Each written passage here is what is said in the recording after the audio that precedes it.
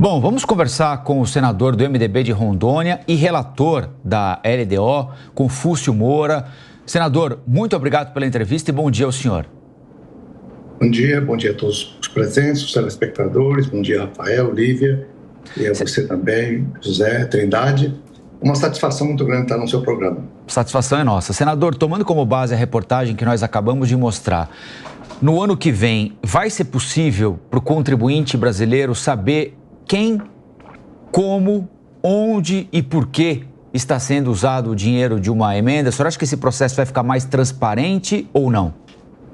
Perfeitamente. Nós temos uma oportunidade, devido a esse atraso da aprovação da Lei de Diretriz Orçamentária, que seria o limite dia 17 de julho, e não foi a Comissão de Orçamento não deu margem a essa votação, que eu achei muito oportuno.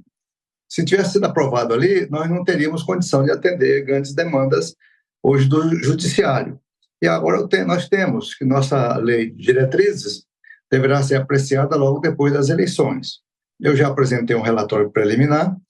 Depois desse relatório preliminar aprovado, no começo de outubro, aí sim nós teremos mais 10 dias com as emendas. Eu espero receber aproximadamente 4.000 emendas à Lei de Diretrizes, e ali nós vamos enriquecer o nosso relatório a partir das sugestões das emendas que serão apresentadas, né?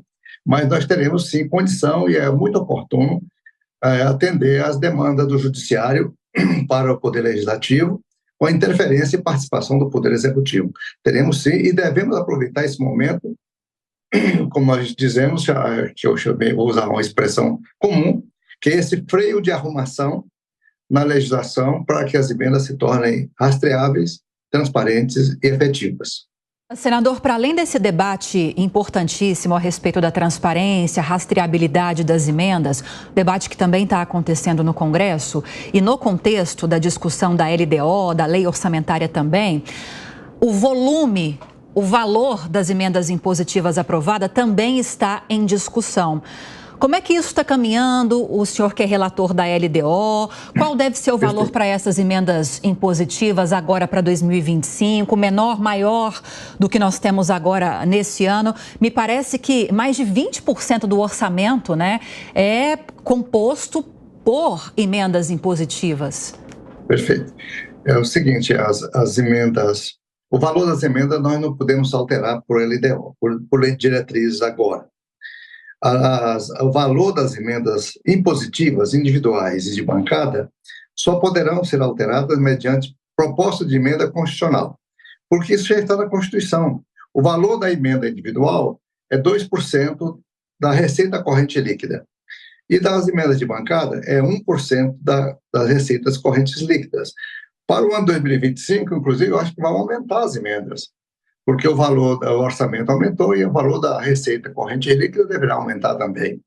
Então, para essa alteração, como é esperado pela população, que acha o valor muito alto das emendas impositivas ao orçamento, e de fato é, porque não existe nenhum país do mundo que tenha esse percentual. Para o ano 2025, a previsão de receitas discricionárias, a receita que o governo tem para trabalhar, em tudo no Brasil, é 229 bilhões. Não é? Aí, 229 bilhões, quando você paga, transfere para o Ministério da Saúde e Educação, os chamados pisos da educação e da saúde, esse valor cai para aproximadamente 110 bilhões, 120 bilhões. E o valor das emendas é em torno de 50 bilhões. Corresponde, então, a um valor muito alto em relação às receitas discricionárias, em torno de 23%. Então, é um valor alto que foi sendo incorporado a partir das impositividades e que ficou meio travado e virou, assim, como fosse um direito adquirido. Então, só através de uma emenda constitucional, nós vamos, na LDO, na Lei de Diretrizes, atender em grande parte as sugestões do ministro. Não é sugestões, as imposições, as exigências do STF, nós teremos condição de fazer bastante coisa, bastante alteração favorável. Foi bom que o senador até acrescentou uma informação que faltou na minha pergunta, né? Essas emendas impositivas, elas correspondem a mais de 20%, segundo o senador, 23% do orçamento relacionado a essas despesas não obrigatórias, que são as discricionárias. Perfeito. Agora a pergunta é do Zé Maria Trindade, senador. Perfeito. Pois é, senador, muito bom dia. O senhor traduziu muito bem aí uma coisa que poucos senadores e deputados gostam de traduzir. É um orçamento de quase 6 trilhões de reais, né? 5 trilhões e 800 bilhões. E aí sobra 110 bilhões, quer dizer, de 6 trilhões sobram 110 bilhões. A peça orçamentária é colocada como uma peça de ficção, né? Porque, na verdade, ela já lida com vários pontos fixos, como pagamento de serviço da dívida, mais de 2 trilhões, folha de pagamento, previdência, e assim vai. Não tem como, senador, mudar o orçamento e fazer o Brasil investir em infraestrutura e pensar o projeto Brasil Futuro? Quer dizer, é engessado mesmo?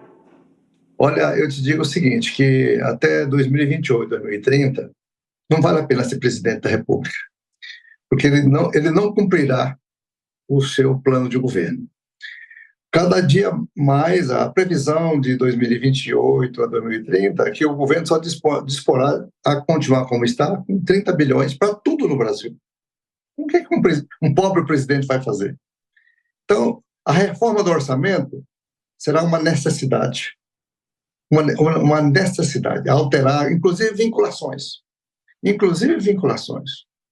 Então, você veja bem que não se pode projetar que lá em 2028, 2030, eu leio isso nas colunas publicadas nos jornais por especialistas, eles fazem essa profecia tétrica para o Brasil no curto prazo. Então, é necessária essa reforma do orçamento, é necessário que o Brasil se ajuste à questão das emendas. Os Estados Unidos têm emendas. Lá, inclusive, o orçamento é controlado pelo Senado.